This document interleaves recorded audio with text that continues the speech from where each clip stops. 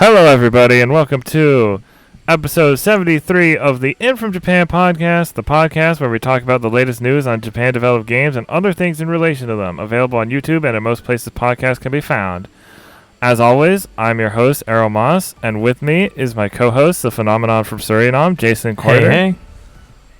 And we have a very special guest this week, Kate Sánchez from But Why Though. Hi, thanks for having me. Hello there. Thank you for joining us. And for those unfamiliar with who Kate Sánchez is, tell us a bit about yourself. So I am the editor-in-chief and co-founder of But Why Though, a geek community. We're an entertainment website that does everything from anime, manga, video games, comic books, to books, TV, film. We do interviews, reviews, like we literally do everything, but the extra cool thing is we do it all from a diverse perspective. Over there, I am a Rotten Tomatoes approved film and TV critic. I also cover Netflix animation and a whole bunch of manga and a game every now and again. So I do all those things, and then I also podcast. So yeah, that's me. Oh, and I talk online a lot about a lot of things. So We all do. So you're in good company. Yeah. Who doesn't these days? All right, so some quick housekeeping. We will be doing our E3 reactions this weekend. We're only doing it to the ones we know will for sure have Japan-developed games. So it will be Microsoft Bethesda at 10 a.m. Pacific time on Sunday, and then right after that at 12:15 is Square Enix. The following day, I believe, is only Capcom? Wait, I need to see the schedule real quick again. yeah, I'm gonna check for you. Yeah, I got it. Okay. Yes. So Monday, June 14th, is Capcom. I forgot the time, but I'm pretty sure it's in the afternoon. Mm-hmm. And then on Tuesday, June 15th, we have the Nintendo Direct at 9 a.m. Pacific time, and then Bandai Namco at 2:25 Pacific time for some reason. Yeah, so look out for that. It'll be me, maybe sometimes Jason, and maybe two other special guests that we've had on the podcast before, but you'll have to tune in to find out who they are. Tease. Yeah. So, we're going to get into the Japanese games we've been playing. I think we're going to have, because, so Kate, you said you haven't been playing, that many games lately? no. So I think we're going to, I think that would be a good transition. I think we're going to, What do you want? No, I guess you can go Okay. first. No, I'm just trying to think, well, that would be a good transition, but we're already recording, Yeah. and it's who cares? Let's roll with it. Yeah, just roll with it. So, what have you been working on lately, I guess? You mentioned...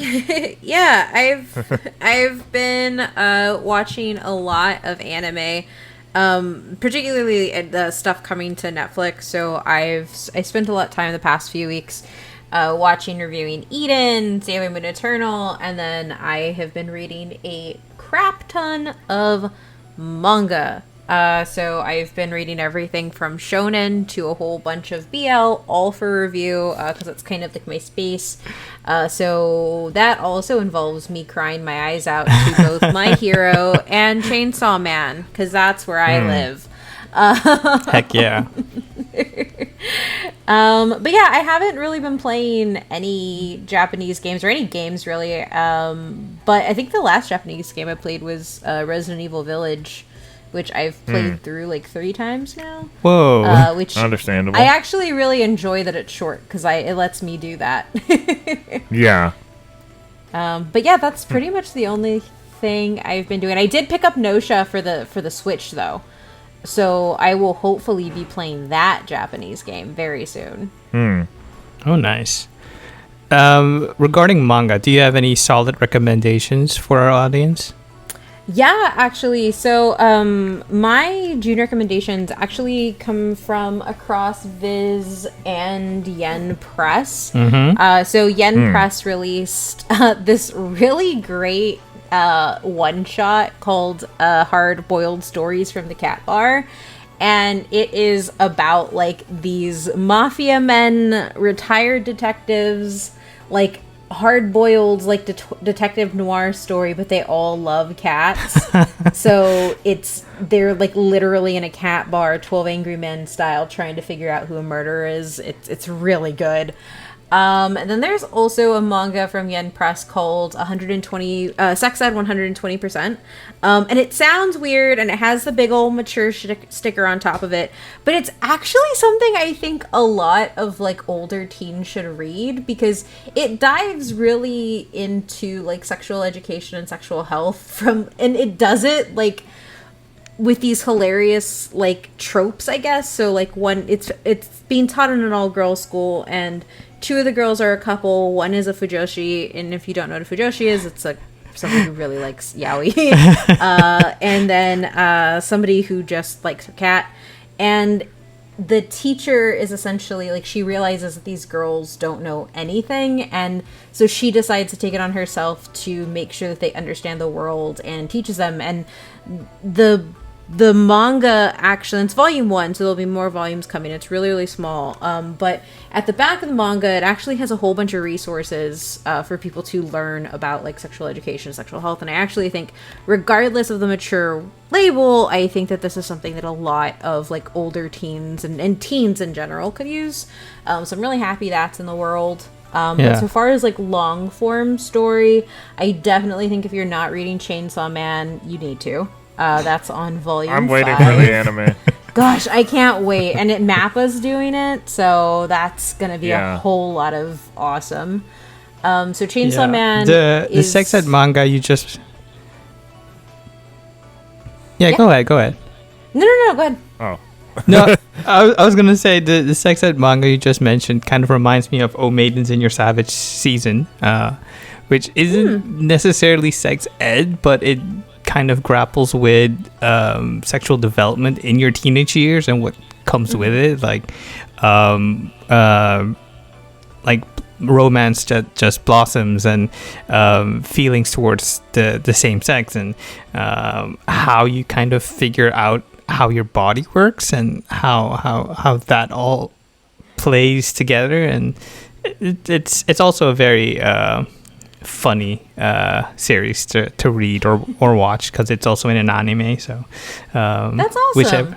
This is gonna be That's really a weird awesome. transition. This is going to be a weird transition. But speaking of figuring out how your body works, a manga I'd recommend that I've talked about on this podcast before is Kaiju number 8. Oh, hell yeah, Kaiju number 8. Yes. I can't wait for that to get its volume release from Viz. I'm really excited. Right. I think it's in December. I think it's December. Yeah. It's winter for sure. Definitely want I know it's not going to be for a while because of how the chapters come out, but once that has got to be turned into anime, and I want a figure of his kaiju, of Kafka's kaiju form. Oh yeah. I just love that design. That has to happen. I mean, the manga just hit a very big climax, I'd say. So it's really firing up, and it's when that volume comes out, we should start a Kaiju number 8 podcast. I mean, we could. There's we definitely so much could. to it. There's so like that Kaiju number 8 is like a really good example about like how to do a lot of subtle things within a very bigger story so that it all works. Like there's like layers to Kaiju number 8 that I don't think you really capture, and you're like, yeah, Kafka turns into a kaiju.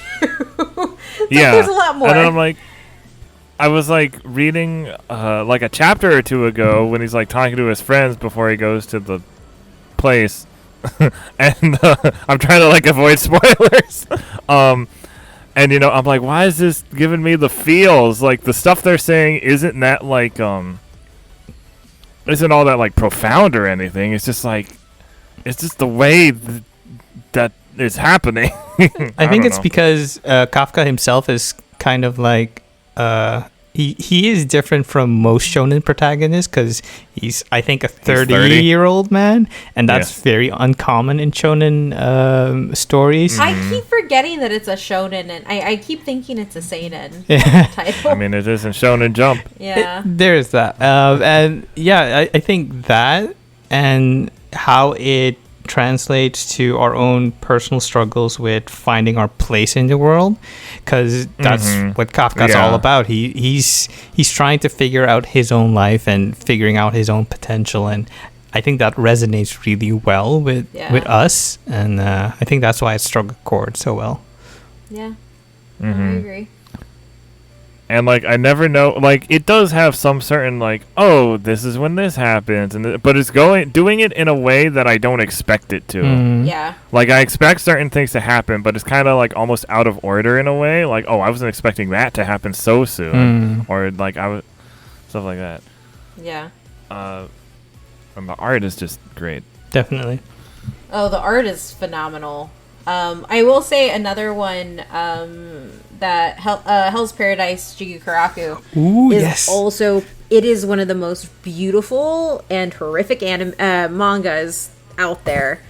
It is gorgeous, and it is just good. Like, it is it is one of my favorites. It is on Shonen Jump, but because it's mature, you have to you can only read it in the web browser. You can't read it in the app.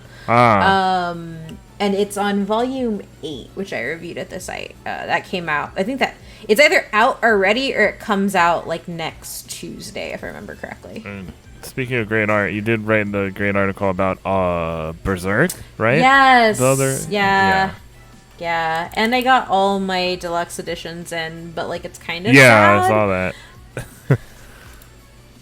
But yeah, that article I wrote the day after Mira's passing, and it was hard to write, but it was one where like I realized our entire our community up at Waido, a lot of us were talking in the Discord about like, one, how sad we were, but two, how important Berserk was to us. And so I figured, like, instead of just doing like a news article like a lot of these other sites were doing, like, I wanted to just talk with my community and hear people's stories about Mira and their connection to the property that I thought would just capture his legacy a lot better. So I cried while writing it, but it was well worth the tears. I tried to get into the first series anime just to ease my way into it a little bit, and like I stopped watching, not because it was bad, it was just like I wasn't in the mood for it. Like, I really like the animation in that first that first series from 1997. The first one gets really dark at the end, so I'd say I think I'm just like in the beginning, so it's just I'm just waiting. The beginning is also dark, but at the end, oof. Yeah, but it's just pace yourself once you get back to it. Yeah, that's what makes me sad for sure about the anime, is because like the anime has never really gone past a certain point, obviously, because the last one wasn't great. Book is still going on. Well, yeah, but like the piece that makes me sad about it is that when you read Berserk, and you read everything, like, and this isn't saying that everybody should just go read the manga. It can be really triggering, but like there's a lot of trauma that happens. But as you keep reading, you see that the story is actually about healing and how you can keep going on afterwards. And it makes me sad because like the anime adaptations of it haven't been phenomenal, but they also haven't been long enough to capture the beauty and the healing ability of Berserk. It's only ever captured the darkness. And while I think that that's important, and it's important, and the first one from the 90s is good, it is one of those where it makes me a little sad because like it's made Berserk, which like it is really brutal and intense, but like that's the only thing that people know Berserk for, and it kind of makes me sad because like there's so much more to it as a property. Yeah, because the first series has so many good quiet moments, and it just takes its time with the storytelling and makes you appreciate the things they go through, and then once the stuff hits the fan, then you're like, oh no, not my people, not my boys, not Casca, no. Yeah. It's a really special thing. Speaking of giant monsters and sad stuff and other things, I think Erroll has a good selection of games he's been playing this week. Oh yeah, I was gonna move to that, but I was gonna say, so I'm gonna switch these around. Mm-hmm. So I was in the, you saw like the Miura tribute in Final Fantasy. In Final Fantasy 14 with all the Dark Knights, and I decided to participate in that for a couple minutes, because when I went on the next day, it was still like all the way down that street, and they were all playing. All the bards were playing Guts' theme. Aww. That's amazing. So yeah, we did our tribute podcast a couple of weeks ago. Yeah.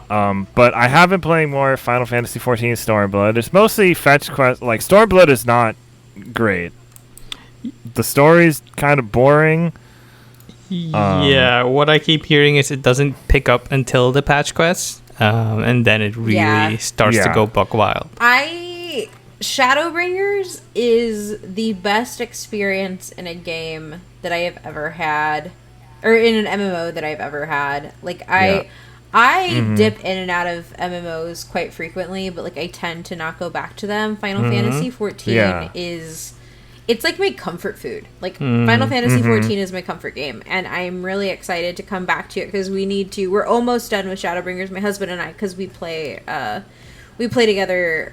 Like, gaming is like our little bonding stuff, whatever thing you want to call it. But we're gonna go back before the new expansion, so that we can finish, because we've never been able to actually play an expansion at level. Like, we've always had to catch up, so we're really excited to finally be able to go into an expansion having finished the last one, which is exciting. Yeah, my two friends I play with, they're about to finish Stormblood, and I'm just trying to catch up with them. So whenever I get to like an instance or a dungeon, I'm just like, hey, wanna help out? And they'll be like, oh, okay. But otherwise, it's just kind of, it's very, Stormblood has been very whatever, especially because there's a character who basically gets like frozen by the villain, and it's like, oh no, we have to go rescue her, and then it's like, it takes way longer. I'm like, you guys realize, like, in any other game, she'd be dead already. You guys are really taking your time with this. It's like, go talk to this person. All right, now go fight like this giant primal. I'm like, okay, now I'm like, wait, what about? Did we forget about the person who was? I mean, it's just a thing in Final Fantasy storytelling where the mechanics of the world kind of counteract certain plot elements. Like, say someone dies in the story, then you're on the sidelines thinking, but we have Phoenix Down. Now that I think about it, it reminds me of and Jason, you might remember this. I don't know how familiar you are with Naruto, Kate. Not that I know enough for the memes, but I dipped out when I realized that Sakura was never gonna get better. Understandable. No, Jason, it reminded me of like when Yamato was just like, captured for so long and nobody like went to go get him. He was kind of sitting there, just chilling, just minding his own business. Well, he was like also like frozen, essentially. But yeah, it's just like, I'm just trying to get through it, and it's just kind of annoying just going back and forth. It's the same problem I had with the Realm Reborn post game. It's like, I'm the Warrior of Light. Why am I doing this? Well, praise your lucky stars you don't have to do the mandatory quest at the end of A Realm Reborn, because I had to do that. And buddy, let me tell you, it just adds to the padding when you want to be done with the story. It is a good story though, but And then I'm taking a break from EDF World Brothers, but I wanted to put it because I could only do so much, especially with the whole character unlocking mechanic that isn't great. But I wanted to put it there because Rami Ismail has a good thread of his reactions to the game. Okay, cool. Also, on a whim, since it was my birthday was that last week? I think that was yes, last week. Yeah. So I got myself a Gundam Breaker 3. Ooh, nice. I've never been that big of a Gundam fan. I watched G Gundam and 8th MS Team, and I liked both of those. I'm currently watching Wing a little bit. And Gundam Breaker 3 is great because it's one of the Gundam games where you can you actually unlock parts and create your own Gundam. Right now I'm still trying to figure out how to do certain things because you can turn parts you have into parts you don't have, but it depends on some of the parts you already have. I know that sounds weird. Yeah. But it's a little confusing, but I'm just switching weapons around, and it's nice because I know I don't have the patience to make an actual Gunpla model. I actually have one from the first series, the OG Gunpla. I still haven't put it together, so I feel you. Look, I will never buy Gunpla, and not because I'm against it. It's because I know what happened when I got my first anime statue, and now I have 8 statues of Bakugo. It will not... that's not a road that I can go down. I mean, anyway, it just happens. This is my Gundam. It just happens. My current Gundam. Okay. What he looks like currently. That's awesome. But yeah, there are all these different weapons you can use, and the nice thing is it uses the music from the series, and one of the first bosses was Shining Gundam from G Gundam, and then the music kicked in, and I was like, that's the Shining Gundam theme. And according to my friend who's a way bigger Gundam fan than I am, he says once you get the ones from Gundam Thunderbolt, they have radios where you can actually change the music. Nice. That's and so yeah, it's just it's a nice little thing to pick up and play in the morning because it's very. I feel like the gameplay loop is almost Monster Hunter like, because you're taking down other characters and getting new parts in each new level. Okay. But some boss levels are complete BS.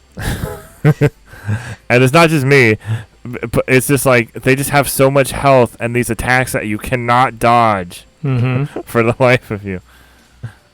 There was this one Lord Satan Gundam or something, and I must have died several times. Luckily they have respawn tickets, which you have 4 of, so it's never too bad. Okay. But honestly, I've mostly been playing that. I'm actually getting sick. I might have played it way too much because I was I need to play more of that, and for a couple days, and now I'm yeah, I don't know if I want to play that now. Yeah. Well, at least you're having some fun. Yeah, it's just like I said, I really like the gameplay loop. I kind of understand why they decided to do because Breaker 3 isn't the Dynasty Warriors Gundam, which is a different thing, but I understand why they did a Dynasty Warriors Gundam with how Breaker 3 is, because you can fight a lot of enemies in one level. Okay. Not all at the same time. It's not always waves and waves, but 3 or 4 might be. And you have 2 people on your team. How's the story characters then? from the story. What? How's the story then? I don't pay. It's something about a Gunpla fight, and it's not something I'm interested in. Okay. You're just in it for a good time. Yeah, I'm guessing it's somewhat similar to those Build Fighters anime. Okay. There was something about a computer virus in the last level, and I was like, oh, okay, it's like Digimon, isn't it?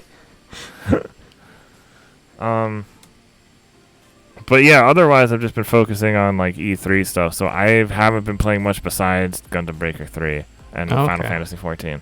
Okay. So how about you, Jason? Well, work has been hectic because a day job really doesn't care if you want to be playing games at a reasonable hour or not. So yeah, I didn't really have much time, and also because I've been playing a lot of Assassin's Creed Valhalla, so I've been kind of slacking on my Japanese games. But I did squeeze in some Famicom Detective Club time, and I just wanted to put me out of my misery, because it's okay, this is going to sound kind of graphic, but it's a detective game. There are some murders. You get it. So I had to examine a dead body. And I was going over every inch of that body. As you do. As I do, as a detective, as a junior detective. And I just kept getting the same answers. And I'm like, okay, what am I doing wrong? So I looked up a guide, and they were like, you have to check her fingernails. And I'm like, this is so specific, and the game doesn't indicate that highlighting the fingernails is something else. It's just, oh, you're just checking her hand. And I'm like, okay, what was I doing wrong then? Was it like a pixel too far to the left or right? And okay, at least it helped me progress through the story. And I'm still on chapter 8. I have about 2 more left, and I just want to be done with it. Like, the music is great, the story is interesting enough, and I'd like to see more detective games, but it is so frustrating, but kind of fun. I don't know. It's a lot of emotions going on in me, but yeah. Hopefully next week I'll be done, but we'll see about that, because I've been saying that for 3 weeks straight now. So we'll see. We'll see how that goes. Do you think you'll still have enough interest to play the other one?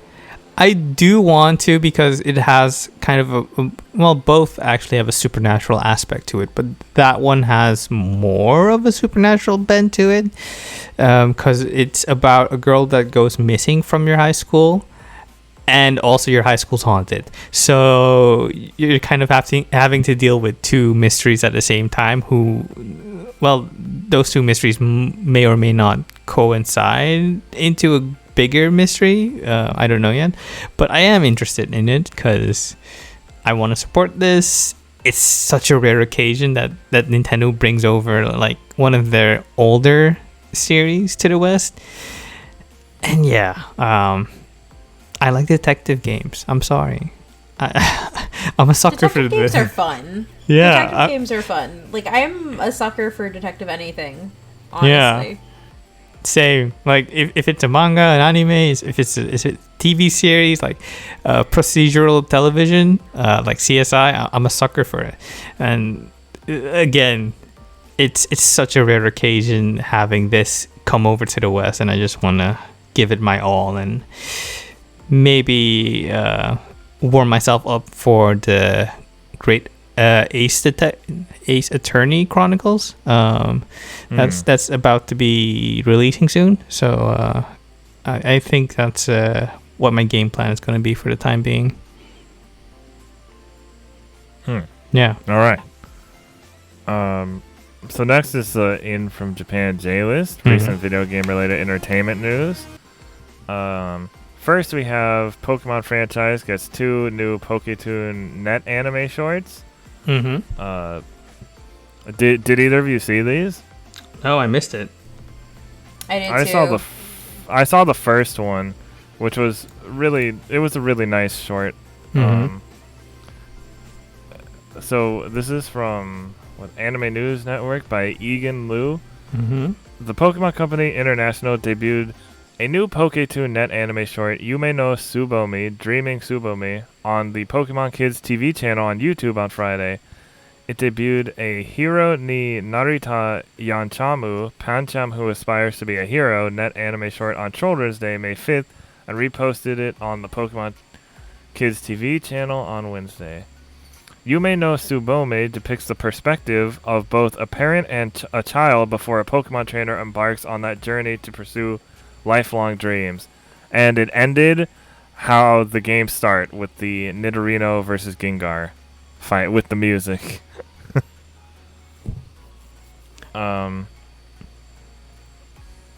It's the same director. Wait.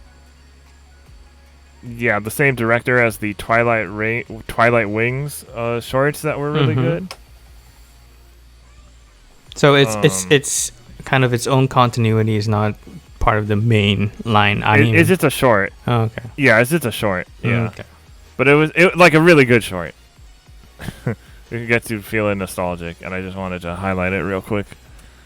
Speaking of Pokemon, there's also a Life Slice Slowpoke plush you can get on Pokemon Center Online for $450. Now that is more my speed. I don't keep up with Nintendo anything unless it comes in a plushie. If I was single and my husband wasn't like, please, we're trying to buy a house, I would buy this. It's okay. Slowpoke will We'll provide for you. Yeah. If only from Japan, if we were big enough to have offices, Jason. I mean, we could have. This would be in one. This would be in there. I have already contemplated, when we move, I'm building out a manga room for sure, but I've contemplated buying like 2 of the fat cats from Square Enix's store. Like the $200 ones that are just ginormous, and then just putting them there like little food dogs to guard it. Because I know before they did the, what was it? The Mareep one, the life-size Mareep, and I think they did a Psyduck one as well. And so, and this is the first one that was like, I want that one. Well. One day. He's just so he's such a good boy, I can already tell. Yeah. Until they do a life-size Typhlosion, which won't be for a while, I'm sure. Just give me all the chunky Pokemon. That's all I care about.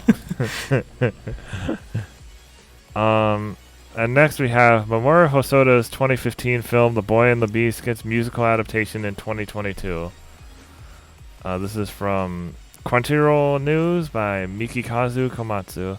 A musical adaptation of Mamoru Hosoda's 2015 anime feature film, The Boy and the Beast, is now in the works by Japan's renowned theater company, Gekidan Shiki, or Shiki Theater Company. As the largest scale new original musical show in the 70-year history of the company, it is scheduled to be performed at JR East Shiki Theater, AKI, in Tokyo from April 30th, 2022. That's interesting. I love Mamoru Hosoda movies. Same. Summer Wars is probably my favorite movie ever. Really? Yeah. I don't know if you've ever told me that. Well, I believe you mean the Digimon movie remake. No. Well, I don't want to spoil too much, but one of the aspects that I really love from that movie is how the family gets together, and how the grandma is kind of the center point of the whole family. Kind of reminded me of the time my grandma was on her deathbed. So all her kids, my aunts and uncles, gathered in the house, and we were always there together, all the nieces, nephews, and it seeing that in the anime kind of reminded me of that time, and kind of it always reminds me of my grandma, and that's the reason why it holds a special place in my heart. So yeah. I haven't watched it I own it, but I haven't watched it in a while, and I'm like, I should rewatch it. You should probably rewatch it before the new one, before Bell comes out. Yeah, because there are some elements that are kind of familiar. Pretty similar. Yeah. So Bell looks so good. Yeah, it's. Have you? What do you feel about Hosoda films, Kate? I'm not gonna lie, I'm out of my depth here. No, you're not into those. I haven't seen them. Well, I haven't seen a lot of them. At least not enough to talk about them intelligently. I think. I mean, have you seen one of them? I think Summer Wars and The Girl Who Leapt Through Time should be on Netflix. So yeah. So I've watched The Girl Who Left from Time, and I've watched Summer Wars. I watched those. They're Okay. good. Okay. I just don't have. I think like the problem with me, honestly, like if it's not. I have a very hard time keeping up with director names in animation, which is not a good thing. Studios? For somebody who covers Netflix anime, wait. Yeah, well, so like series, like, okay, let me rephrase this. As a critic now, I pay attention. As a person who just consumed anime because I was a weeb, I did not. No. So there's like anything that is like pre 2019, my brain does not know. Trust me. I have, You are not alone in this, because I watch a lot of anime and I can't name any of the directors off of the top of my head. Yeah, no, Hosoda and like Miyazaki are like probably the only two that I can. Like I can recognize. Oh, and Watanabe. Hosoda, Miyazaki. Watanabe, like that's different definitely. because like Watanabe is like Watanabe. Yeah, exactly. Yeah, right. Although the reason I know so much about Hosoda is because it just turned out that he was like a key animator on a lot of other things I liked, like you know, the Digimon movie. Yeah, I one of the One Piece movies and people, the Broly DBZ movie. I was like, the people first can one. take away my weeb card, but I just looked it up and I've actually seen so many of these. So yes, I love the Soda movies. I've seen Girl Who Left from Time. I've seen Summer Wars. I cried my eyes out to frickin' Wolf Children. Of course, I love The Boy and the Beast, and Mirai just has my heart. So yes, but they're all. So you've seen all of them. You've seen all of them. I've seen all of them. I've seen all of them. Nice. So did you see the trailer for the new one? Yes, for Belle. Yeah. Oh my gosh, it's stunning. It's stunning. Yeah. I can't wait. That, if I ever go back to theaters, which who knows if I will or not, but that would be one of the ones that like maybe I'll try to see that on a big screen. Yeah. But otherwise, I'm just like, eh. Dang, he was also key animator on the Yu Yu Hakusho movie. Okay. Yeah, he's done a lot of stuff. Go off with A lot of Soda. great Okay. stuff. Well, now I'm putting his name into my name bank. And I'm going to... Yeah. Well, because, like, all of these, with the exception of Mirai that came out in 2018, all of them predate that. So it's definitely, like, I was just consuming anime without thinking about creators, if that makes sense. Watanabe is definitely the outlier just because it's so Watanabe. distinctive. Yeah. And then I only just recently got back into reading manga as of March of 2020 when the pandemic hit. Because I had stopped reading manga for quite some time. Like over a decade. Just because I didn't have time. And I was like, I'll just watch the anime. And then Beastars came out, and I was like, I need to know what happens. That's interesting, because I feel like for me, reading manga is a lot faster than watching the anime. Yeah, well, so that was also the thing, is like I fell off before we were getting like these large. When I stopped all reading, the apps and releases and such. When I stopped reading manga, you still had to rely on scanlations for everything. So like, we weren't in like, it wasn't as accessible as it is now. And then when I came back into reading manga, that's when I realized just how accessible it was. And I read about 60 chapters a night now. So like, oof. Yeah. Speaking of anime and manga, I showed my friends the infamous Sakura-Con 2009 commercial. Oh gosh. And they were like, I want 2 minutes of my life back now. Right. Too bad.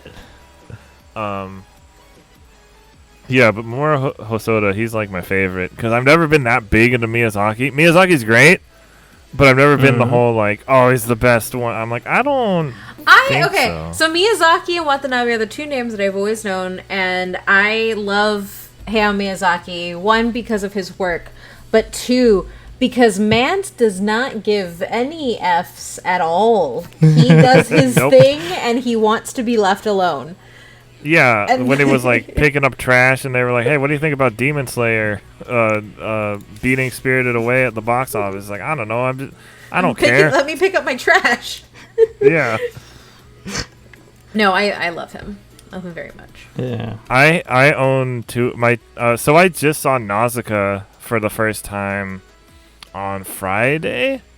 Mm-hmm. You could really see how it definitely helped inspire Final Fantasy. Yeah, Nazca was the first one that I ever saw.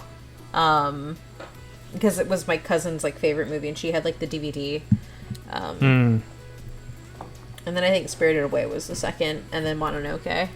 Yeah, Mononoke is definitely my favorite, and one of the two. Mononoke is my favorite by far I think for everything. My favorite is The Cat Returns, which is I have seen that one. It's a really out of left field pick, but that's my. That's not a. Is that a Miyazaki one though? I don't know. That might be Ghibli. It's a Ghibli one, but Miyazaki. It might not be Miyazaki. I think he did the original one. Wait, let me look it up real quick for you.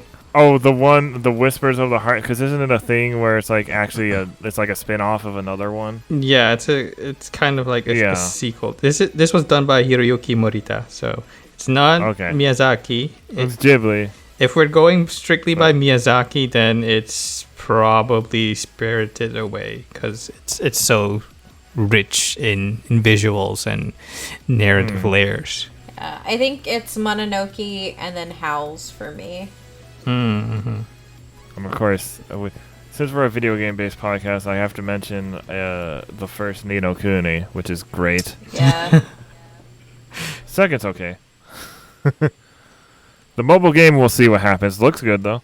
Fingers crossed. Yeah. All right, moving on. Man, we have a lot to get through. Yeah. And we're getting distracted. Geeking out about anime and stuff. Netflix live-action Cowboy Bebop show premieres in fall with Yoko Kanno as composer. This is by Alex Mateo for Anime News Network. Netflix announced during its Geeked Week live stream on Tuesday that its live-action adaptation of Sunrise's Cowboy Bebop anime will premiere this fall and confirmed that Yoko Kanno, Cowboy Bebop anime's composer, is composing the live-action series. The series teaser video features a live-action cast and the anime's opening theme song "Tank" by the Seatbelts. If it does, I yelled "Let's go" so loud that my husband got up and was like, "What are you talking about?" And then he just walked away. The series stars John Cho as Spike, Mustafa Shakir as Jet, Daniela Pineda as Faye, Alex Hassel as Vicious, and Elena Satine as Julia. The cast also includes... Wait, Ed's not on here. Do we know who plays Ed? I don't know. There's no... They say... They even have... They have Gren, they have... Huh. We know there's a corgi that plays Ian. I know that. Let's see if there's an Ed. I swear, if Ed is not in this show, so far no Ed. It also may be a surprise too. Yeah. Because Netflix, I will say, like, both as somebody who has to pay attention to social media for like work at the site or whatever, but also reviews Netflix content. They usually give you this large sheet of things you can't say, or even there was one a while back where they even said I couldn't say that this actor played this person. So it could be that they're just holding it close to their chest for whatever reason. I found so according to Polygon, yes, Ed will still appear. Okay. Whew. But even if it turns out not so great, we at least know the music will be. Oh yeah, great. I have so I am of a very different thought of anime live action adaptations, and that's because I've watched a lot of the ones from Japan with my anime podcast, and they can be good. Like the Rurouni Kenshin films, holy crap, man! Like those things slap hard, and so I think so long as attention is being given to them in a way that respects the material and is looking to not make it shot for shot, but really bring it alive, that's when you have good things happen. I always point back to the Speed Racer movie. I think that's the best anime adaptation that we got so far. From the U.S. Not from the U.S. Not from Japan. And like people would be surprised because like, oh, it's not made in Japan. It's like Japan has made some bad live action adaptations Japan's too. made some bad ones, but they've made phenomenal ones. Bleach, the Rurouni Kenshin. I actually really liked Bleach, the Rurouni Kenshin series. Watakoe Bleach Love was is Hard good, for yes. an Otaku. Yes. Otaku is a phenomenal live action. Kakaguri is actually really, really good as well. The film, not the TV show. What else? The Tokyo Ghoul live action is very good. Oh, Lupin. the Tokyo Ghoul one is good. Yeah, I loved it, and because I love the series. I own the Tokyo Ghoul box set and have watched Tokyo Ghoul the first 12 episodes over and over. Like I've watched it like 6 times just in the pandemic, and I thought it was good. Just the first series. Huh? Just the first series. Yeah. Well, yeah. I don't really care for Ri that much. Well, I like Ri better than Really? Route A. Route A better than Route A at least. That's fair. That's fair. That's fair. We don't talk about that. Yeah. The Erased live action is also that's a live action series. Like there are a lot of really good live action. Yeah. If you have to like actually watch them though. Like and what people, I want to watch the JoJo one. The JoJo one's really fun. I liked that one. Yeah, that's what I've heard. They it's by adapt the it guy real who did the well. Phoenix Wright one. Yeah, they adapt it really well, and I think that like people when people say that like all anime live action suck, it's like saying all comic book movies suck. It's doing the exact same thing. Yes, That's all it is. Yeah, it's probably not as big of a budget, but depending on the property. yeah. All right, so moving on. Netflix to exclusively stream Gundam Hathaway anime film. This is again from Anime News Network by Alex Mateo. Netflix announced on Thursday during its Geek Week live stream that it will exclusively stream the Mobile Suit Gundam Hathaway anime film, and it will begin streaming on Netflix on July 1st. Netflix also revealed that it will begin streaming the Mobile Suit Gundam Charged Counterattack, Mobile Suit Gundam 1, Mobile Suit Gundam 2, Soldiers of Sorrow, and Mobile Suit Gundam 3 Encounters in Space films on June 18th. The film opened in Japan on Friday. What a good week to get into Gundam for me. Huh? Yeah. Wait, I have to ask, are you going to get into Gundam Age as well? Because you're a level 5 fan. I don't know. Oh, I have to ask my friend about that. Right, that was a weird one. Yeah. That's maybe get back to me on that. Okay. I need to talk to my friend about it first, because a friend of mine, he's seen like nearly every Gundam series except for Build Fighters, and he's super into it. So I always ask him about stuff. Although he really does not like See Destiny or Iron Blooded Orphans. What? Not Iron Blooded Orphans? Yeah. But yeah, we gotta get through this. Sorry. No. But like, yeah, Iron Blooded Orphans. I don't know. Next up, Netflix streams new Shaman King anime on August 9th. English subtitle trailer stream once again by Alex Mateo for Anime News Network. Netflix announced on Thursday during its Geek Week live stream that it will begin streaming the new television anime of Hiroyuki Takei's Shaman King manga on August 9th. It premiered on April 1st in Japan and is ongoing. The anime will have 52 episodes. It will adapt all 35 volumes of the manga's new complete edition, which Kodansha started publishing in print volumes in Japan last June. The first anime adaptation of the manga premiered in 2001 and was dubbed by 4Kids. Because that's how I remember watching it. Either of you have any interest in that? Yes. I loved Shaman King when I was growing up. That's where I am. Same. 4Kids is what I know, but I loved it. If you're 4Kids, I don't think finished. I don't think they finished this. Well, the original series didn't finish. The same way as the manga. Kind of abruptly. But if you're a fan of the original OP, I'd say watch the new series. That's all I'll say. The original opening? Yeah, that's all I'll say. The original Japanese opening? Yes. Oh, okay.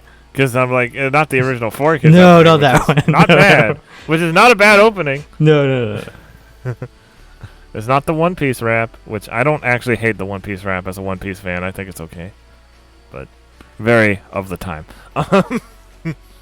Next up, and this one I'm really excited for, Kenji Kamiyama to direct The Lord of the Rings, The War of Rohirrim feature film. Rohirrim. It's Rohirrim. Sorry, I'm really excited. Okay. You're a big Lord of the Rings fan, then, I I'm a huge take Lord of the it. Rings fan. Yeah, Okay. my online handle is my Mithrandir, because Mithrandir is the name of Gandalf. Yeah. Lord of the Rings means a whole lot to me, and I lost my crap when I saw this because I'm so excited. I don't know what the hell it's gonna be, but I'm excited. Like, I am so excited. I'm so excited. Yeah. Warner Brothers. Well, this is by Andrew Osmond for Anime News Network. Warner Brothers Animation and New Line Cinema announced on Thursday that Kenji Kamiyama, Ghost in the Shell Standalone Complex, Blade Runner Black Lotus, and Eden of the East director, I guess? Yes. Will direct the feature film, The Lord of the Rings, The War of... I just forgot it. Rohirrim? Rohirrim. Yes. Okay, I got it. Set in the world of J.R.R. Tolkien's Middle-earth. The film is produced by New Line Cinema in partnership with Warner Brothers Animation. Sola Entertainment will animate the film, and Warner Brothers Pictures will distribute the film. The film is described as an original anime feature, depicting a legendary battle that helped shape Middle-earth and set the stage for Tolkien's The Lord of the Rings. It explores and expands the untold story behind the Fortress of Helm's Deep, delving into the life and blood-soaked times of one of Middle-earth's most legendary figures, the mighty King of Rohan, Helm Hammerhand? Yep. That sounds like a... I mean, I would say, like, oh, that sounds like a Dungeons & Dragons character. Well, of course it does. This is what inspired that. Joseph Cho is producing, and Jeffrey Addis and Will Matthews are writing the screenplay. The Oscar winner Philippa Boyens, who was part of the screenwriting team on the live-action Lord of the Rings and Hobbit film trilogies, is a consultant on the project. So, this past December, I actually watched all the extended edition Lord of the Rings with some friends because I hadn't seen them in years. I actually own the Blu-ray too. Real good stuff. Yep, Definitely. I have read all the Lord of the Rings. I've read all the Hobbits. I own the Silmarillion. I own the indexes, and I love every bit of it. And I'm very excited because this is an untold story, quote unquote, but there are references to it throughout the indexes and everything like that. And I'm really, really excited to see it. I'm so excited. And then we have the Amazon series coming up as well. I'm also very excited for that. How do you feel about the games? Because I know there's some weird... Shadows of Mordor is phenomenal. Like, I actually really, really enjoyed the single player games that they've come out with. I've never played the online one, but the Mordor series that they have is phenomenal. Yeah. I think Amazon's also working on a new online game too as well. I think they canceled that. I'm down. No. Oh, did they cancel that? Was that one of the ones they canceled? Yes. The one Amazon was working on was canceled. Oh, that's too bad. Yeah. I know we're getting a Gollum game. I don't know why. That's a little weird. But he's one of the most popular characters, so. I know, but like when I think Lord of the Rings video game, I don't think that. I get you. And then last on the J list, wow, we're an hour in and we're not even into the game news yet. We'll get to it. That's what this week is like. Netflix announces Bright Samurai Soul anime film spin-off of Will Smith's Bright movie. This is by Alex Mateo for Anime News Network once again. Netflix announced on Thursday during its Geeked Week live stream that it will stream a new anime film titled Bright Samurai Soul. The film will be a spin-off of the 2017 Bright live-action film that starred Will Smith and Joel Edgerton. Edgerton? Edgerton, yeah. Edgerton, okay. Netflix describes the story. Izo, a Ronin, and Raiden, an orc, work to bring a young elf girl and the wand she carries to the land of the elves in the north. It's basically old Japan of Bright. Lord of the Rings? No, it's like it's basically the same plot as the movie, but just in an old Japan dressing. Oh, okay. I never watched the movie. It's better. It's better if you don't. The movie is awful. Like, that's a solid 1. But the So world, like, what sucks is it the has world, cool ideas. Yeah, the actual ideas are pretty damn good. It just doesn't execute any of them. And then one more quick last story on the J list actually is Netflix announces Exception anime based on new story by novelist/director Otsuichi with characters designs by Yoshitaka Amano. By Alex Mateo for Anime News Network once again. Netflix announced on Thursday during its Geek Week live stream that it will stream a new space horror anime series titled Exception. The series is based on a new story by novelist and film director Hirotaka Adachi, also known as Otsuichi, and it will feature character designs by Final Fantasy's Yoshitaka Amano. Yuzo is directing the series. Yeah. And that's it for the... Also, there was... So this is the only place I can mention this. There was a trailer for the new He-Man animated series. Mm-hmm. Super That came out? excited. I don't like He-Man, but I love Powerhouse. And Powerhouse? it looks amazing. Okay, so when is season 2 of Seis Manos? That's what I want. I know. Same. I wish it would happen. I tweeted it like randomly after watching it, and I guess it was like the director or somebody who worked on it, but like saw it and liked it, and I was like, they must have been looking up the show.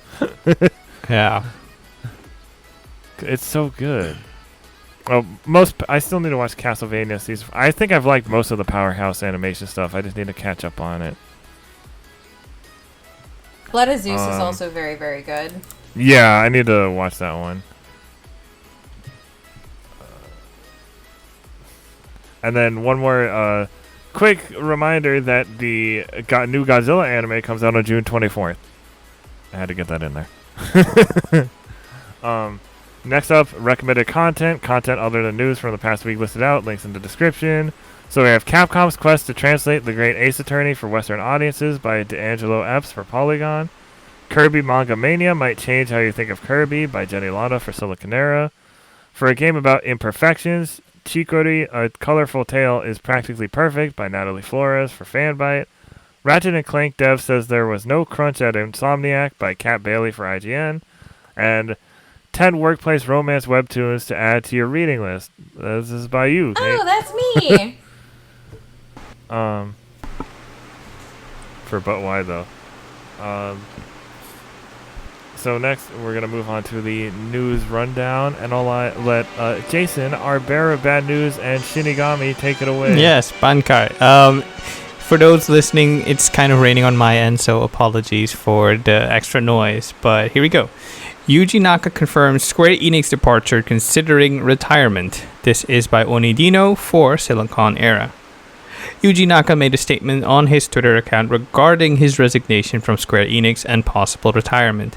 Fans noticed earlier this week that Naka's official Facebook showed he no longer worked at the company. We have prepared a full translation of his words below.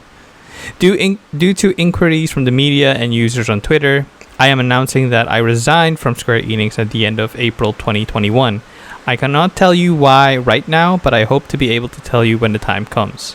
As for my future plans, I'm already 55 years old, so retirement is in the cards. Here is a photo that was taken for the Sega Console Historia interview. Okay, that's it, I guess. But yeah, this broke last week. It's kind of a bummer for someone so celebrated in the history of gaming, but Balan Wonderworld. Balan Wonderworld does not deserve the hate. Unpopular opinion. Okay, maybe. Next up, artist says Capcom stole her photos for Resident Evil Devil May Cry games in lawsuit. This is by Nicole Carpenter for Polygon. Capcom games like Resident Evil 4 and Devil May Cry allegedly use unlicensed copyrighted photos extensively in its games to build out environments, details, and even the Resident Evil 4 logo, according to a new lawsuit filed Friday. Designer Judy A. Juracek filed her initial complaint in a Connecticut court on Friday. In the lawsuit, she alleged that Capcom used photos from her copyrighted book, Surfaces, in multiple games, including Resident Evil 4, Devil May Cry, and other Capcom games. Surfaces is a collection of 1,200 photographs of textures that Juracek photographed herself. The book is intended to be used for visual research for artists, architects, and designers, according to the book's description. It was originally published in 1996. The collection comes with a CD-ROM of the images, but Juracek said she requires people to license images from her commercial use by contacting her directly. Juracek said in the lawsuit that Capcom never contacted her for a license.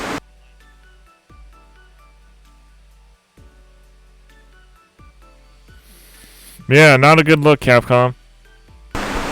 Yeah, I think the thing that happened was that people who were used to outsource for assets and images probably looked up the work, didn't source it properly, or didn't license it, and that's how you ended up with this situation. Finally, I'd actually be curious, because it could also be that a copyright was filed after Capcom used it, so it could have been open source and then put to it. I don't know. I'm really interested in this because copyright laws are awful a lot of the time, and you can sue people. Like, I could use an image from Vanity Fair that was used for promo pictures, and if the photographer copyrighted it, they could sue us even though it was a promo picture for a movie. It's a whole mess. Not against that person, but like the copy, like I would love to actually read into the case and everything like that, just because there's so many levels to it, and I'd be interested to know if like it's like legit, or if it's like, I don't know. I'm intrigued. All right. Next up, we have, with Japan closed to tourists, empty buildings in Akihabara are increasing. This is by Brian Ashcraft for Kotaku. With Tokyo still under state of emergency orders due to COVID-19 and the country closed to tourists, businesses relying on visitors have been hit especially hard by the pandemic. As John Daub from the Only in Japan YouTube channel points out, Akihabara is one of the places that has changed the most over the last year during the pandemic, as a lot of the businesses geared towards tourists are gone. That's unfortunate, but hopefully they bounce back once things, get a bit better over there. well, the Olympics are still on track, so there will be some tourism. A lot of people are not happy. Most people are not happy about that over there. Gee, I wonder why. And moving on to the good-ish news, we have In other news, we have Sakuna of Rice and Ruin shipments and digital sales top 1 million. This is by Sal Romano for Gamatsu. Total worldwide shipments and digital sales for Sakuna of Rice and Ruin have exceeded 1 million units. Publisher Marvelous and developer Edelweiss announced. The game was last reported to have shipped 950,000 units as of March 31st. So this is a huge milestone for the tiny game that could. For a game that I don't see talked about that much, it's selling really well. And it also helps that it's a really good game. So next up, my wheelhouse, The Legend of Heroes Kuro no Kiseki teaser trailer Spriggan edition announced for Japan. This is by Sal Romano for Gamatsu. Falcom debuted a teaser trailer for The Legend of Heroes Kuro no Kiseki, as well as announced the Spriggan edition and first print bonus downloadable content for Japan. The details are as follow: soundtrack mini, early materials book, an Arc Ride Solution Office character data file, and a first print bonus downloadable content item. So if you're in Japan, you're in luck. Fingers crossed we get this in the West. Yeah, and that's my news for now. On to you, Errol. All right. Puzzle Bobble 3D Vacation Odyssey coming to PS5, PS4, and PlayStation VR in 2021. Oh, so it's not VR exclusive after all. So maybe I don't have to get a VR headset just yet. This is by Saramano for Gamatsu. Servios will release Puzzle Bobble 3D Vacation Odyssey for PlayStation 5 and PlayStation 4 with PlayStation VR support later in 2021, the developer announced. It first launched as a virtual reality exclusive title for Oculus VR on May 20th. It supports both virtual reality and non-virtual reality gameplay. For virtual reality gameplay, it will be compatible with the PlayStation Move controllers and DualShock 4 wireless controller. And for non-virtual reality gameplay, it will be compatible with the DualShock 4 wireless controller on PlayStation 4 and DualSense wireless controller on PlayStation 5. Give me haptic feedback puzzle bobble. Well, it coming to I don't know how PS5. I don't know how that would work. It coming to PS5, it might still be possible. So I have no idea how that would work. But a new puzzle bobble, I'm a very big Bubble Bobble fan. And Puzzle Bobble is like second to that, but it's right there. It's the same series essentially. Next up, Indie Live Expo 2021 Winter announced. Once again from Sauramano at Gamatsu. Following this past week's Indie Live Expo 2021 broadcast, host Ryu's office announced it will air a follow-up later this year with Indie Live Expo 2021 Winter. A broadcast date was not announced. And now we have, next up, sci-fi mystery adventure game Eden Schemata announced for PC. Once again from Gamatsu by Sal Romano. Publisher, Why So Serious? Really? I don't know. And developer WSS Playground have announced science fiction mystery adventure game Eden Schemata for PC. It will launch between 2021 and 2022. It's featuring multi-ending scenarios illustrated by Van Madoy, and with each subsequent playthrough, you'll discover new facts, gradually closing in on the truth. With each new revelation, the UI transforms, as does the game itself in this all-new style of adventure game. An android named Eve speaks to you before a headless corpse apparently known as the Professor. Completely devoid of any sort of memory, you, together with Eve, an android, and the Professor's apparent killer, must uncover the truth of what really happened here. Use your powers of deduction to unravel the mystery of this sealed laboratory, one revelation after another. We'll have hand-drawn animation, and do we got a release date?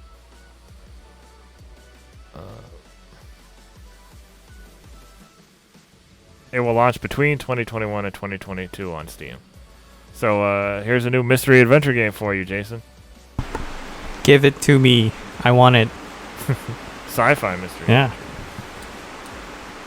Next up, The Good Life delayed to fall. Publisher changed to Playism. Once again by Sal Romano for Gamatsu.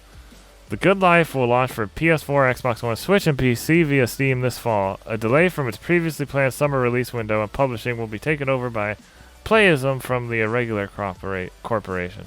Playism announced. It will cost $29.99.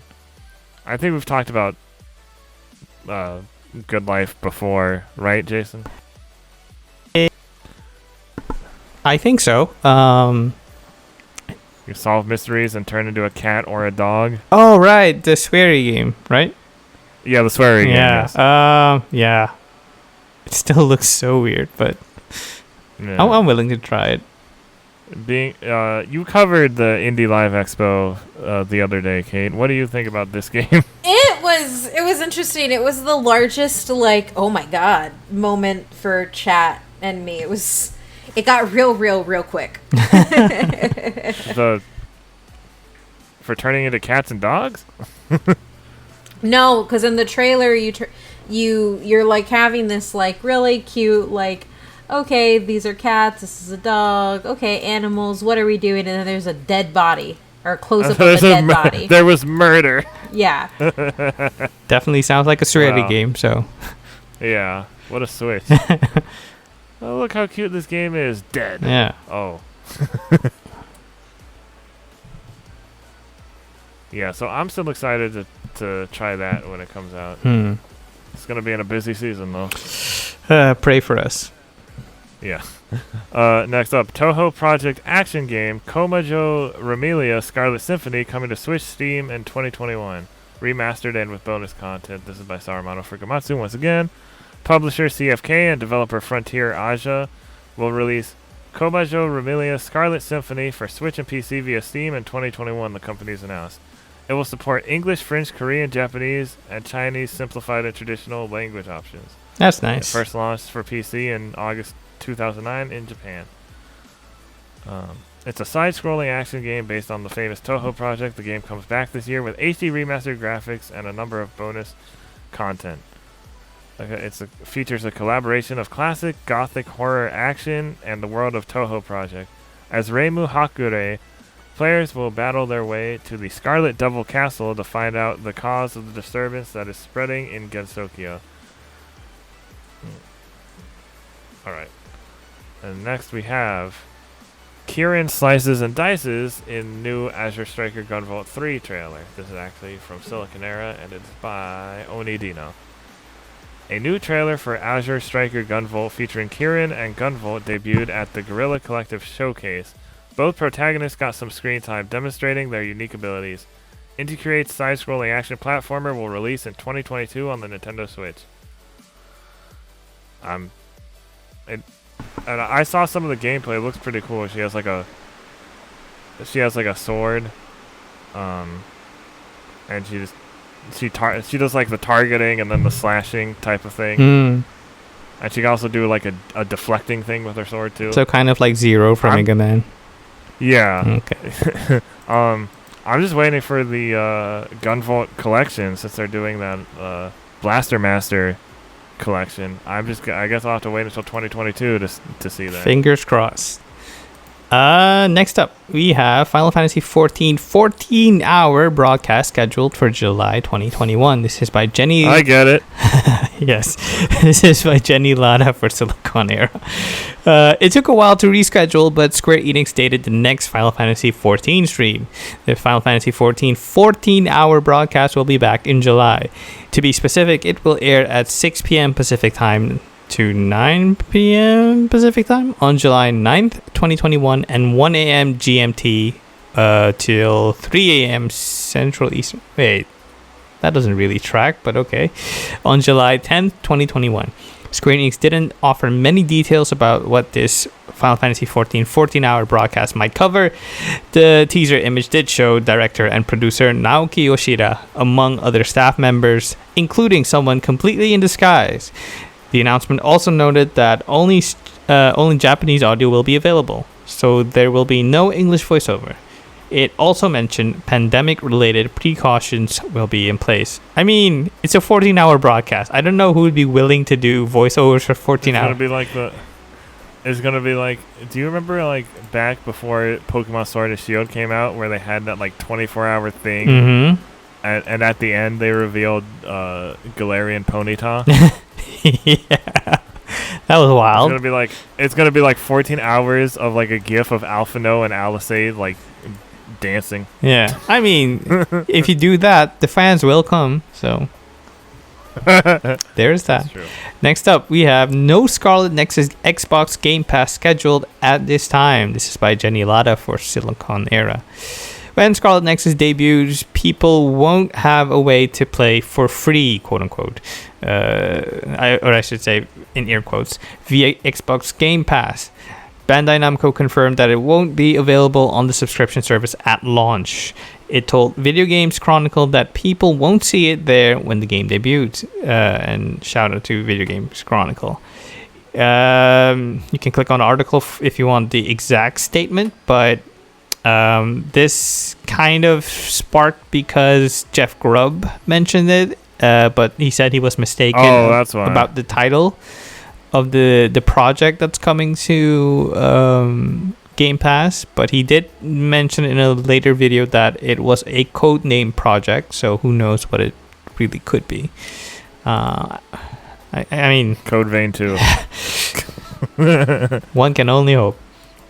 Next up is Shin Megami Tensei 5 website update reportedly leaks November 11th release date. This is by Sal Romano for Gamatsu. Shin Megami Tensei 5 will launch for Switch on November 11th, according to a reportedly inadvertent update to the game's official website, spotted by Persona Central. It will cost 8,890 yen for the standard edition in Japan and 14,800 yen for the limited edition Forbidden Nahobino box.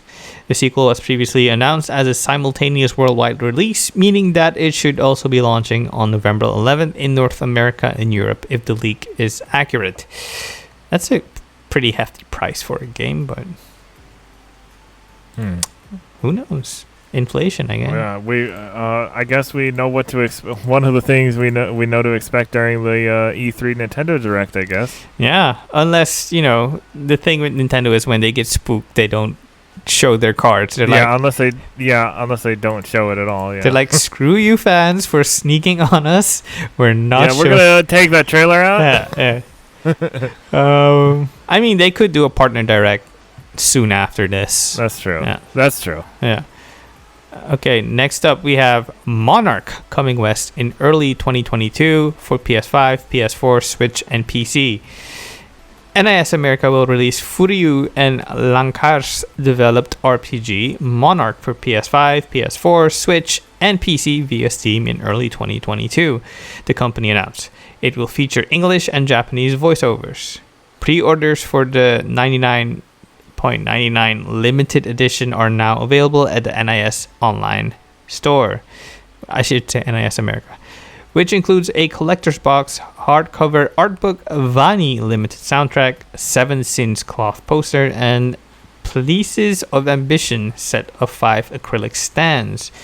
In Japan and Asia, Monarch is due out for PS5, PS4, and Switch on October 14th. You can click on the article if you want a full overview of the game and to see the trailer. This came up fast because it was like, first it was like, oh, some Shin Megami Tensei devs are working on a new RPG, and then it's like, oh, and the next day it was like, oh, it's coming out in Japan this time, and then the next day it was like, oh, it's gonna come out everywhere else at this time. Like, whoa! Everyone wants that Persona money, and Monarch having the school/demon aesthetic is probably gonna sell well. Will it be good? I don't know, because the last time they attempted something similar to Persona, I was less than happy with the end result, so who knows? Oh, whoa. I'm looking at the gameplay right now, and like, you have a weird little armored Persona-like thing and that you customize. Yeah, I think it's called an Echo. Or an Ego. Oh, Ego, yeah, sorry. An Ego. And well, it's also like a psychological concept, what the ego is, the id, the super ego, etc. So yeah, it really tracks with the Persona lineage. But yeah, it's cool. It seems to be a bit more tactical than Caligula Effect and Persona. But we'll see how the end product fares. Next up, we have CyberConnect 2 Fuga Melodies of Steel game announcement schedule. This is by Jenni Lada for Siliconera. There will be another new game coming up or showing up while E3 2021 is running, and it is from CyberConnect 2. The company's official Twitter account revealed news is coming about Fuga Melodies of Steel at 12 p.m. Japan Standard Time on June 14th, 2021, which is 8 p.m., 11 p.m. Eastern Time on June 13th, 2021. You can click on the article for the official announcement, and that's about it. No screenshots, no character descriptions. I guess we'll see on the 14th. And now over to you. Yeah. Okay, I am so excited about this, even though I'm not getting it because I don't have room for it. But Arcade 1-Up Simpsons Arcade revealed coming in 2021. This is from Siliconera by Graham Russell. The Simpsons are heading home this year. Arcade 1-Up's newest addition to the company's lineup features Konami's 1991 arcade game based on the long-running TV show. The cabinet will likely retail for $599.99, but pricing may vary.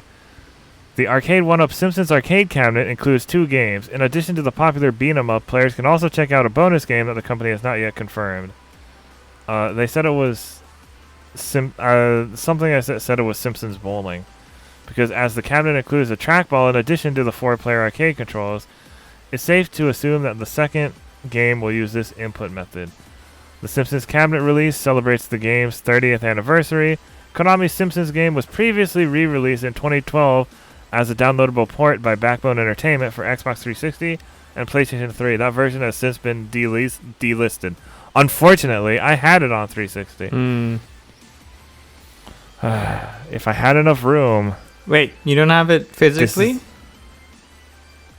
Simpsons Arcade was never released physically, except for this arcade machine. That's how it's released physically. Right. It's like the Turtles in Time. It's like the same. It's probably the same engine. It's from around that same time. I used to play it so much as a kid, and then when it came to Xbox 360, I was in college, and I was so excited to show my friends, and we played it together all the time. I think we almost got all the achievements for it too. Nice.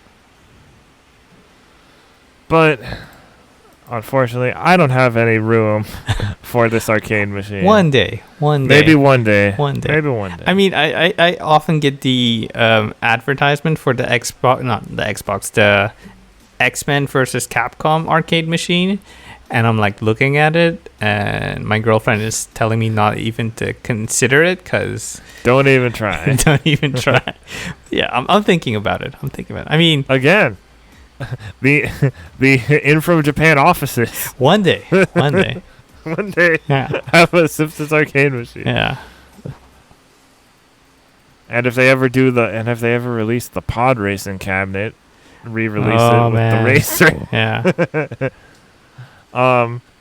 Next up, the future of E3 will probably be a hybrid of digital and in-person events, says ESA. This is from Game Informer by Liana Rupert.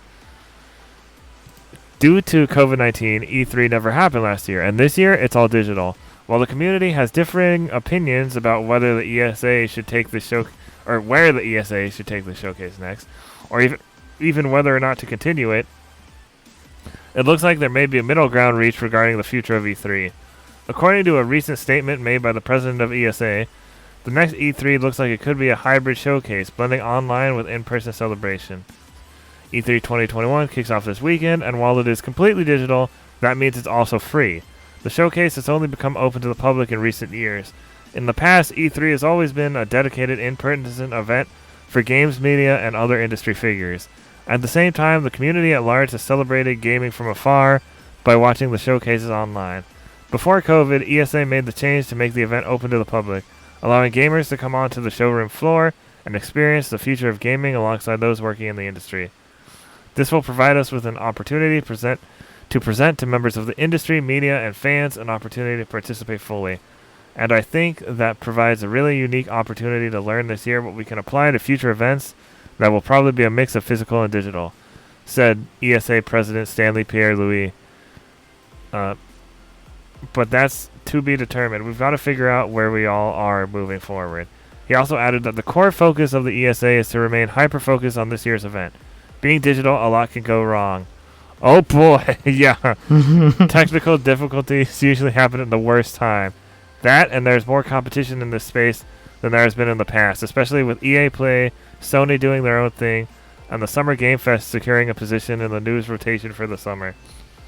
The shape of that is yet to be determined, and we hope to learn from this year's event what transfers well, he added. I can't speak to future E3s because we really want to focus on E3 2021 and ensure this is a great experience for exhibitors, the media, and fans alike.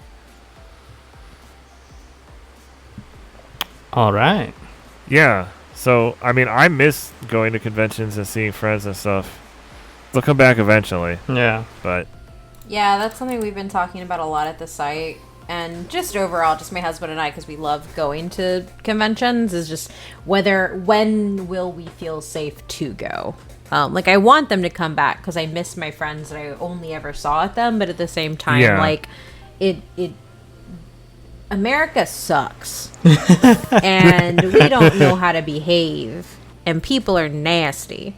So it makes it hard to, like, get excited for stuff coming back. And it could depend a lot on what city and state you live in. Mm-hmm. And I'm based out of Texas, so yeah. Oof. Well. Woof. Well, hopefully things get better. Yeah, fingers crossed. Fingers crossed. Hoping. Next up, we have Microsoft putting Xbox in TVs, building its own streaming devices, and exploring new Game Pass subscriptions. They're putting a whole Xbox inside a TV? What will they think of next? This is by Wesley Yin-Poole for Eurogamer. Ahead of its E3 media briefing on Sunday, Microsoft has made a raft of announcements around Xbox Game Pass and its cloud gaming efforts. First up, Microsoft said it's working to put Xbox in TVs. The company is working with TV manufacturers to embed the Xbox experience directly into the internet-connected televisions with no extra hardware required except the controller. Related, Xbox said it is building its own streaming devices for cloud gaming to reach gamers on any TV or monitor without the need for a console at all. Microsoft did not detail these devices, but it sounds like a Chromecast-style dongle could be on the cards. On Xbox Game Pass, Microsoft said it is exploring new subscription offerings so more players around the world can experience the most immersive and fun games across devices, geographies, and financial realities. All right. There's also some talk about how they want to utilize the cloud, but we've already heard that during the Xbox One reveal, so yeah, we'll see on. We'll see. I'm not that hopeful, but we'll see. Yeah, that's it from my end. Yeah, we'll see on Sunday. Yeah. All right, so next up, we'll try to get through the rest of these stories real quick. Summer Game Fest started, and one of the most standout things for me was Metal Slug Tactics, announced for PC. Oh, it was announced only for PC. It looks so good. Tactical RPG by Lake Here Studio. This is from Saurumano at Gamatsu. Publisher .emu and developer Lake Here Studio have announced Tactical RPG Metal Slug Tactics for PC via Steam. A release date was not announced. Basically, look, it's a tactical RPG with roguelike elements in the Metal Slug universe. Super fun and lighthearted. Build up your adrenaline bar to unlock super attacks and use them wisely. Gain some precious war experience after each battle, and unlock weapons or bonus perks to upgrade your team's firepower. Choose between iconic brothers in arms to create the perfect team to stop the war. Launch simultaneous attacks on your targets with the sync mechanic to deal a hell of a lot of damage to the enemies. Don't forget to call in some reinforcements if your team isn't enough. They will send over heavier artillery to support you. The Metal Slug, air raids, you name it, you get it. Play and replay your favorite missions as much as you want. Use the skills you acquired through each battle you have won so far to take down your enemies. It'll have amazing pixel art graphics, respectful of the series. Challenging die and retry mechanics, challenging iconic bosses from the Metal Slug series, and yeah, it looks great. Yep. Now I do have to remind people this is published by .emu. Oh, what was the SNK thing? Well, of course, with licensing from SNK's, because it is SNK's property. Okay, that's what it was. Yeah, I do have to remind people with the whole SNK thing. Yeah, which we've talked about on the podcast before. And since it's only for PC at the moment, it's not exactly like you can get it used, but hopefully it will come to other platforms, and then you can buy it used, so you don't have to worry about that. Right? Well, we'll talk about that in another episode. Yeah. Like it should be a main topic. Yeah, it's kind of a whole loaded thing. Yeah. Maybe does Kate know what we're referencing here? I am not sure. Not at all. So SNK Playmore, like the publisher and developer of a lot of like old school fighting games and action platformers, was recently acquired by a company that's being headed by the Saudi Crown Prince. And if you kind of have been listening to the news regarding Jamal Khashoggi, the murdered U.S. journalist, and the Crown Prince's involvement or not, then you're kind of gonna raise some red flags regarding SNK going forward. Yeah. Yeah. Mm-hmm. Yeah. Gotcha. So, yeah. But the game itself, because the developer, nothing on the developer, but the game itself looks great. Like I love the SNK games, but every time I think about who owns them, I'm like, Yeah, hopefully maybe somebody else will buy them. I don't know. who has more money than the Saudi crown prince? Don't ask me that. Anyway, we'll kickstart. it does look like a great game. We'll kickstart a budget to acquire them. Very Advanced Wars like. Yeah. Next up, we have Death Stranding Director's Cut announced for PS5. This is by Salomano Fukumatsu. Publisher Sony Interactive Entertainment and developer Kojima Productions have announced Death Stranding's Director's Cut for PS5. From legendary game creator Hideo Kojima comes a genre-defying experience, now expanded and remastered for the PS5 console in this definitive Director's Cut. Reads the announcement trailer's description. More info coming soon. I don't know if you've watched the trailer, but there's a kind of nice Metal Gear. Yeah, Metal Gear Easter reference / Easter egg. Yeah. Yeah. It was cute. Not a whole lot shown, but it was cute. Yeah. Next up, my most anticipated game of the year. This was big news. Well, the Tales of Arise one. Aren't you gonna do that? Or Oh, whoops! My bad. that was my most anticipated one, not Elden Ring. This was big too. Okay. Okay. Tales of Arise trailer introduces Kisara and Dohalim. This is from Siliconera by Jenni Lada. A new Tales of Arise trailer appeared during the Summer Game Fest Kickoff Live, and it introduced Kisara and Dohalim. Both players showed up in the footage. Or both playable characters showed up in the footage. It looked at story segments with both people. It also offered a peek at the two of them in battle. Dohalim wields a staff to attack. Mm-hmm. Meanwhile, Kisara carried both a mace and shield in the footage, and you can go see the gameplay. Looks great. Art style looks great. Keeps looking good. Yeah. I don't know what else they can do to get people interested at this point. Maybe a demo, but we'll see. Oh, yeah, well, that. And our final news story. Put it on Game Pass, day one. Sure. Our final news story of the week is Elden Ring launches January 21st, 2022 for PS5, Xbox Series, PS4, Xbox One, and PC. This is by Salomano Fukumatsu. Elden Ring will launch for PS5, Xbox Series, PS4, Xbox One, and PC on January 21st, 2022. Publisher Bandai Namco and developer From Software announced. It will support English voiceover and English, French, Italian, German, Spanish, Polish, Russian, neutral Spanish. That's a thing? Okay. Brazilian, Portuguese, Japanese, Thai, traditional Chinese, simplified Chinese, and Korean subtitle options. It looks great. Very moody. Looks really good. Kind of, I think, Norse inspired in some of its design, but I guess we'll see soon enough. Did you see the creature with like the bell? Yeah. Balls? The bell ball. Yeah. It's very like that robot from Transformers 2. It's very imaginative. So I can't wait to get my hands on this. Yeah,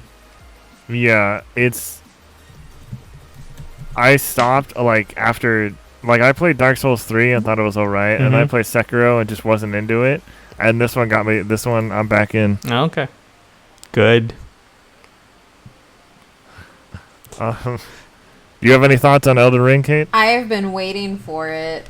I'm not a gigantic Soulsborne fan, but there are things about Soulsborne that I love, and I really, really love Sekiro, so I'm really, really excited for this. That, and it just looks gorgeous. Yeah. Yeah. The horse can double jump, maybe. I don't know. Climb up walls. Apparently. It's a ninja horse. Climb up walls. Yeah. Looks really cool. So our main topic, which is just our last news story, really, real quick, is so during the Indie Live Expo, there was a certain game announced called Pow World. So, Craftopia Studio Pocket Pair announces multiplayer open world survival crafting game Power World for PC due out in 2022. The story is by Sarumoto Furumatsu. The overview. So, Power World is a game about living a slow life with mysterious creatures, pal, or throwing yourself into life and death battles with poachers. You can make pals fight, breed, help with farming, or work in factories. You can also sell them off and even slaughter them to eat. That, however, is forbidden by law. It's wild. What? It's weird. I'm offended. This is Pokemon Curious? Harvest Moon shooter game. I mean, think it's I don't know. hilarious. Oh my god. I'm excited. When we were doing the live stream, I'm somebody who like immediately buys into anything cute. Like if it's cutesy, it's me, I will take it. And the thing is I was like, yeah, oh my god, look at this cows, look at these, and then it just turned into like mess, and I was like, oh my god, what are they doing to these poor little animals? And then like it's obviously a parody on Pokemon because at the end of the day, people eat Pokemon, so like, yeah, come on now. I think it's very tongue in cheek, and I know that people were like pissed at it apparently, but like. It's dope. It knows what it is, and I think that that's hilarious. Yeah. I'm a huge like Mon game and Pokemon like fan. So before the shooting started, I saw this trailer and I was like, yes. And then I was like, what is happening? This game is just chaos, and I'm here for it. Yeah. It's the wildest thing I've ever seen, and E3 hadn't even started by then. Yeah. So key features include survival. This world is full of dangers such as food shortages, harsh weather, and illegal poachers. You must be prepared to do anything if you want to survive. You may even need to consume pals sometimes. Okay, well, Pokemon does have poachers. Because Team Rocket, you know, some of the things they do, cutting off the Slowpoke tails and taking Pokemon, it's like they do technically have poachers. And then riding and exploration. Fly, swim, dig holes. You can explore all kinds of places on lands, the sea, and in the sky by riding pals. Building. Do you want to build a pyramid? You can have a large number of pals work on the construction. Don't worry, labor laws won't be applied to Oh no. Life. Make your life more comfortable by collecting a variety of valuable pals to light fires, generate power, and mine minerals. And then farming. Different pals are good at different things, such as sowing, watering, harvesting, or else. That's a weird way to phrase it. Or else. That's a weird way to phrase it. Create attractive farms and orchards with your pals. There are also pals that can duplicate themselves when they're planted. Factory and automation. It is essential for automation to let pals do the manual work. Build a factory and place pals in it. They will work forever as long as they're fed until the end of their lifetime. That's dark. Yep, that's the vibe I'm getting. Dungeon exploration. With pals, you'll be safe in dangerous areas. If you are in danger, you use pals to cover your escape. They'll give their lives to protect you. Breeding and heredity. When you breed pals, they inherit the parents' characteristics. Mix rare species pals to raise the strongest. Poaching and crime. Endangered species pals live in the hunting prohibited area. If you sneak in and catch them, you'll get tons of money. It's only illegal if you get caught. This game supports multiplayer. Invite your friends to go on an adventure together. Of course, you can battle and trade with other players. Yeah, this game is insane. Well, it's so out there. It's definitely something. I have no words. Yeah, but I guess we'll see if it's actual fun. But yeah, everything else. I wouldn't play it. Like people I know a lot of people were like, yeah, I was in until the gun showed up. I mean, I'm in now still. I think it's hilarious. I'm still in. This looks ridiculous. Oh boy. It's definitely not taking itself seriously, and I think the fact that people are taking it very seriously, I'm just like, parody, guys. It's a thing. Yeah, I do wonder how like some of the writing will be. Oh, it's going to be awful. This game is going to be pure trash, and it's going to be great. Well, Errol, you have something to stream. Oh, yeah. After, in 2022? Yeah, maybe. Yeah, it'll be my Monster Hunter Stories 2 game for 2022. We had some listener questions, but we're kind of running short on time here. Is there one, if you can think of it, favorite game of all time, Kate? God, the first Tomb Raider game. Ooh, All right, interesting. good Yeah, pick. that's the good reason pick. I'm a gamer. So. All right, fair enough. For me, it's Pokemon Yellow. Mine is Super Mario Galaxy. Really? Yeah. That's later than I would have thought, Yeah. or a later game than I would have thought. And then, is there anything specifically you're looking forward to seeing during this whole E3 stuff? Honestly, it was just I wanted Elden Ring to actually be real, and we got that. And you already. got that. So You're like, I'm I'm on good. autopilot now. I'm fine. All right. We did our like E3 what we'd like to see last week. Cause I couldn't think of anything to predict, so I'm just like, okay, here's what we'd like to see. I'm like, give me that Mega Man Battle Network collection Okay. and Final Fantasy Classic collection. Yeah. Well, I think that's about it. Kate, is there anything Yeah, you that's want about to promote or let people know about so they can keep their eyes out? Yeah, I mean, depending on when this comes out, on June 14th, we are going to be hosting a Discord Stages animation roundtable with Powerhouse Right. Animation. We'll be talking with directors from different series across Powerhouse. I can't confirm the guests as of yet, but we will have all that information up over the weekend, or whenever.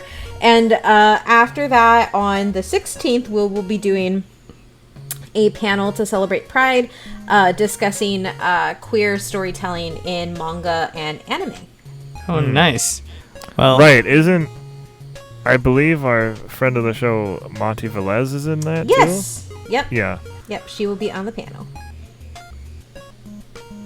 Right. Oh. So Yeah, and that's make gonna sure to be- check that out. Yeah, and that'll be on twitch.tv/butwhythopc. BUTWHYTHOPC.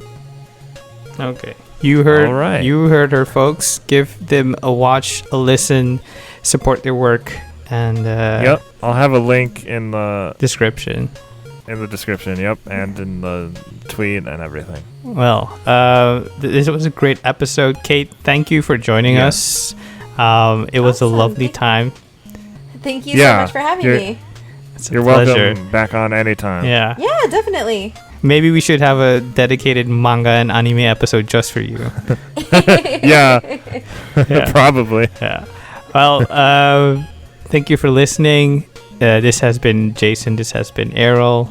We all wish you a good week, a good E3. Stay safe, stay healthy. Yeah, it's gonna be a fun time, y'all. Don't forget to check out our reactions. Yeah. And we'll see you next week. Bye. Yep. Matinee.